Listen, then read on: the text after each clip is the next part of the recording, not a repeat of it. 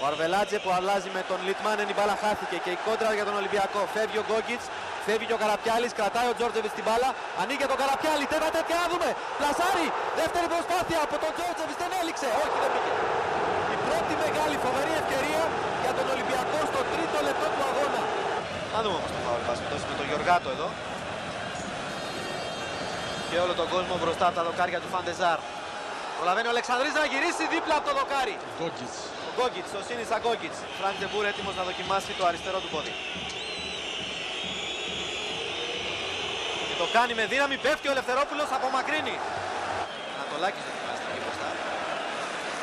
Για τον Γκόγκιτς που έχει χώρο. Γκόγκιτς, για να δούμε. Ψάχνει για το σουτ, ανοίγει στον Αλεξανδρή. Σε καλή θέση το σουτ. Μια ακόμα μεγάλη στιγμή. Η μπάλα δεν βγήκε. Προσπαθεί ο Γιαννακόπουλος. Πλάγιο για τον Ολυμπιακό. Για να δούμε εδώ. Ο Τζόρτζεβιτς ψάχνει για το σουτ, γυρίζει τελικά. Και πάλι μπάλα στον Τζόρτζεβιτς. Δεν έληξε η φάση. Κάνει τη σέντρα. Το γύρισμα. Γκολ! Εκπληκτικό γκολ! Εκπληκτικό γκολ από τον Αλέξη Αλεξανδρή. Κοιτάξτε, ακούστε. Θαυμάστε τι γίνεται στο Ολυμπιακό Στάδιο της Αθήνας. Ένα ηφαίστειο. Ο Αλεξανδρής, το καλύτερο δώρο στον εαυτό του και στην ομάδα του και στην οικογένειά του και σε όλους στα σημερινά του γενέθλια. Κοιτάξτε, η σέντρα από τον Τζόρτζεβιτς. Το γύρισμα όπως έβλεπε πάνω στη φάση ακριβώς. Εμφρόντιτος ο Έντουιν Φαντεζάρ παρακολουθεί την μπάλα να καταλήγει στα δίκτυα του. Στο 38ο λεπτό ο Αλέξης Αλεξανδρής με αυτόν τον εκπληκτικό τρόπο όπως έβλεπε. Γκολ για highlights του Champions League ασφαλώς. Δεν αφήνει κανένα περιθώριο αντίδρασης στον Έντουιν Φαντεζάρ και πολλές αντιδράσεις εδώ όπως βλέπετε. Αρμόσυνες από τους ανθρώπους στον πάγκο του Ολυμπιακού. Εδώ ο Γκόγκιτς που τρέχει κόντρα στον Ολίτσεκ. Γκόγκιτς και Όλισεκ στο ένας με έναν. Προσπαθεί ο Γκόγκιτς, κάνει το shoot out. Για να δούμε τι θα κάνει ο Κυκλάτζε. Δεν υπάρχει offside, δεν υπάρχει offside. Τρέχει ο Λιτμάνεν, πρόλαβε. Ευτυχώς σώθηκε ο Ολυμπιακός. Για να δούμε εδώ. Είναι ο Βίτσκε και ο Ρόναλντ ντε Μποer στο φάουλ. Ο Βίτσκε τελικά θα σουτάρει με μία. Η μπάλα στο δοκάρι, ίσως και να την άγγιξε λιγάκι. Ο Ελευθερόπουλος πήγε στο δοκάρι. Εδώ ο Καραπιάλης. Με τον Γκόγκιτς στο 1-2. Προσπαθεί να μπει στη φάση ο Γιωργάτος και μπαίνει στο αριστερό η μπάλα. Το τακουνάκι για τον Γκόγκιτς, το γυριστό out. Out, μια πολύ μεγάλη ευκαιρία για τον Ολυμπιακό να καθαρίσει το παιχνίδι. Φεύγει στην αντεπίθεση ο Γιωργάτος. 2 με 3. Γιωργάτος, ο Γκόγκιτς περιμένει απέναντι. Άργησε. Ανοίγει τον Τζόρτζεβιτς αριστερά. Ο Γιωργάτος κρατάει και δίνει στον Τζόρτζεβιτς. Στο αριστερό. Και πάλι Γιωργάτος, ευκαιρία. Το σουτ δοκάρι. Δοκάρι, μεγάλη στιγμή. Ο Γκόγκιτς κρατάει, δεν έληξε η φάση. Τώρα όμως μάλλον έληξε. Ξανά, κοιτάξτε το σουτ του Γιαννακόπουλου με το δεξί. Η μπάλα στο δοκάρι του Φαντεζάρ που είχε πέσει σωστά. Για να δούμε. Ένας με δύο ο Φορίκουε. Αν επιταχύνει και μπορέσει και περάσει, όλα γίνονται. Στην περιοχή, κλεισμένος. Κάνει την τρίπλα. Πέρασε! Τέτα-τέτ! Πλασάρι! Out! Out ο Φορίκουε. Η μεγάλη στιγμή.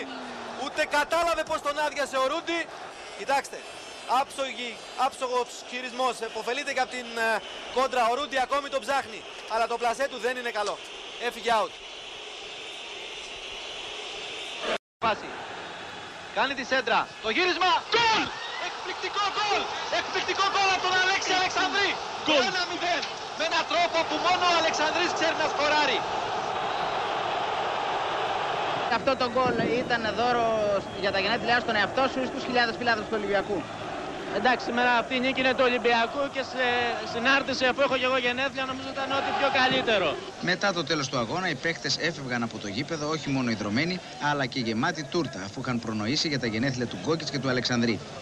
Μέσα στους πανηγυρισμούς η τούρτα δεν πρόλαβε να κοπεί και απλά κατέληξε στα ρούχα των ερυθρόλευκων.